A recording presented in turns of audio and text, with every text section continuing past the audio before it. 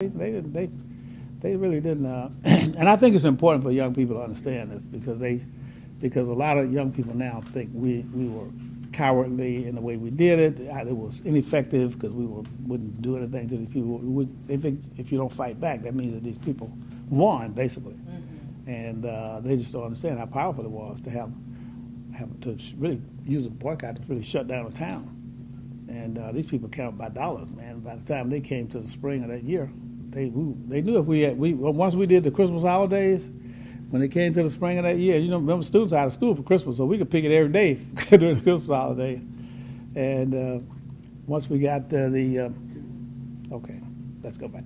Okay, so no, because there's a few stories you told me. I don't like to remember everything. Okay, so let's go back to the more recent one where you were talking about how you like the pick-rick and stuff and how you boycotted it and stuff. Well, I consider myself a veteran of the civil rights movement because I was involved for 6 years, full time, really, basically, because I left Atlanta, went to Mississippi, and I traveled around with SNCC as a field secretary. So let me say something about Atlanta that made it unique and different from the rest of these civil rights demonstrations.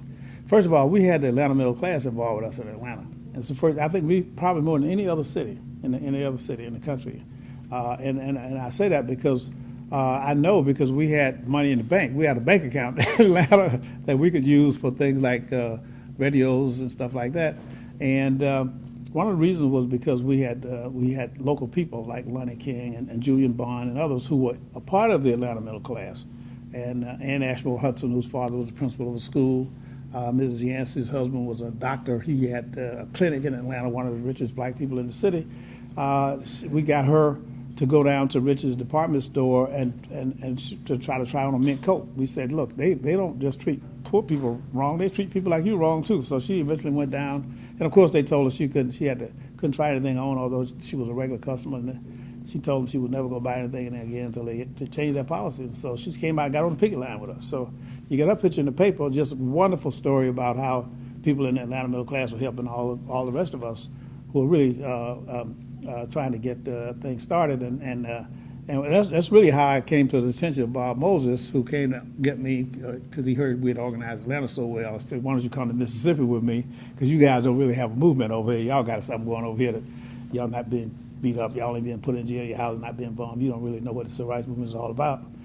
So Atlanta had and for a long time, as proof of that, let me just say, for a long time, the Atlanta civil rights movement paid the rent on office for SNCC. The SNCC office was on Auburn Avenue in Atlanta, on the second floor. A guy named Ed King was running it. We were paying Ed King and paying rent on the office out of our money that we raised in Atlanta. So we had one of the more middle class organizations. And I remember we got out of jail, had a big celebration at a house. One of the people's house, I can't remember their name. They had a swimming pool, had a party at his house, and because the people supported us because they knew we were trying to make Atlanta a better place for everybody, including the black middle class. So I wanted to say that first of all, and then secondly, one of the reasons why Dr. King eventually ends up in Atlanta, I'm going to put this on the table, is because the Atlanta civil rights movement had become really too radical. Dr. King's daddy, who was part of the Atlanta middle class, they had been they had their own little black chamber of commerce. They would go meet with these white people, go through the back door to meet with them,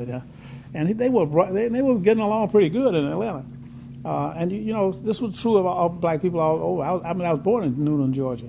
If you stayed in your place, you get along all right. If Rosa Parks had stayed in her place, she would have been all right. The problem was that you don't really have a place. Rosa Parks didn't have a place on that bus. Any man could get on that bus. Any white person could tell her to move, even if she was sitting in the back of the bus. Didn't have a place. And if she didn't move, they were going to call the cops and put her in jail. So you really didn't have a place. But you could get along. If they told you to do something, you did it and acted humble and apologetic, you okay. But if you wanted to stand up there and say, I got as much dignity and as much right to be here as you do, you're going to get yourself in trouble. So we had radicalized the Atlanta movement enough, so we were demanding justice and jobs and things like that. Started a boycott. We had African American people in Atlanta who promised to buy black for Christmas, not to shop in any of those stores, to take their old toys, recycle old toys. We were showing people how to take dolls and fix them up and give them to their kids for Christmas. And put a picket line around Rich's department store. And there was a big story in the paper where the man that owned the store, Dick Rich, said he would die and go to hell broke before he integrated his store. So that became our rallying cry. Like the black soldiers in the Civil War said, remember Fort Pillow? We would say, remember Dick Rich? He wants to die and go to hell broke, so we got to go picket his store. So we put a picket line up around his store, around downtown Atlanta. And the other thing that was more aggressive in Atlanta, I think, than any place else was after a while, as the movement goes on for a while, the numbers dwindle. And as the numbers dwindle, you had to get more efficient. So we got to where we would go in a store, and they had a little cafe or restaurant, and they would read you your rights. They had to read you, tell you 3 times to leave before they could arrest you. So you go in there and stay till they tell you to move for twice, and then your group would leave that store and go to the one next door. And so the next group would come in behind you. And they had to get, the cops had to go in there and read everybody one by one their rights. So the idea was to stay in there during the lunch hour, to try to block the seats and block all of the places where people could sit, so they didn't have any business. So the idea was to run them out of business, to stop, to punish them until they agreed to let African Americans work there and get promoted and do all kinds of things. And that was just a little bit too aggressive with Dr. King because he thought that we were making these people angry instead of trying to do something to do this brotherhood and reconciliation thing. Our thought was that we should use our economic power to force them to begin to hire people and to treat people decently and to let them have the same rights in these stores that everybody else had. And they weren't going to change until we forced them to change. And so we were a little bit more aggressive than Dr. King wanted to see. And so they said we had become too radical for Atlanta, and that's why they brought him over there. And that big settlement that they worked out as a result of all this picketing and boycotting, which really didn't do a whole lot to employ people who had been unemployed. And it also said that they weren't going to have to integrate those businesses until they got until the schools integrated. And that was one of the reasons why I left Atlanta. I figured, we needed I knew they would have to start all over again, and I had agreed to go to Mississippi anyway.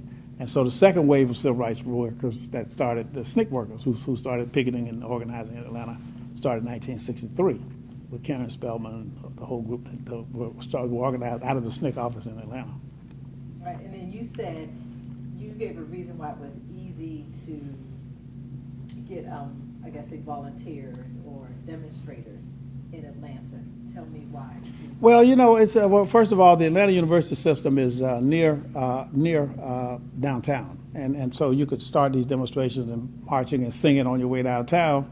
And in Mississippi, they would never let you get downtown, so you would get arrested before you ever got mass arrest before you ever got downtown. Atlanta was trying to avoid the mass arrests, and but the people on the street, people who are unemployed, people who really never had a chance in life, once they see these young college students who are out here marching and putting their lives on the line and stuff, the young people on the street start demonstrating and working with you. That's how you grow.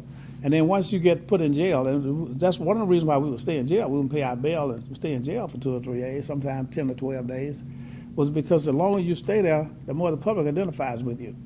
You got little old ladies who would say, well, I'm not going to go to jail with these people, but I'm not going to buy anything downtown until they let them out. Or I'm not going to buy anything until they start treating people right. So you really just want to get people, and I think really the power of nonviolence was that. One, you had the ability to get everybody involved. Everybody could get involved. Everybody in a nonviolent movement. Everybody.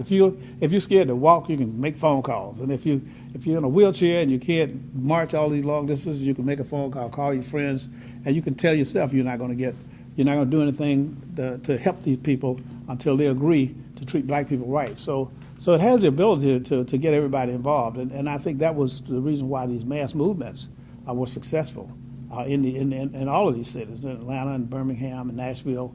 They were successful in all these places because the South was never going to change. It was not going to change until it had to change. I was born in Georgia and raised in Mississippi. I can tell you right now, they only changed when they had to, and they would go back if they could. If we let them. And then people don't keep voting down there. They're going to go back to the good old days when they were running the place. And so the power of nonviolence, I think, was demonstrated in Atlanta.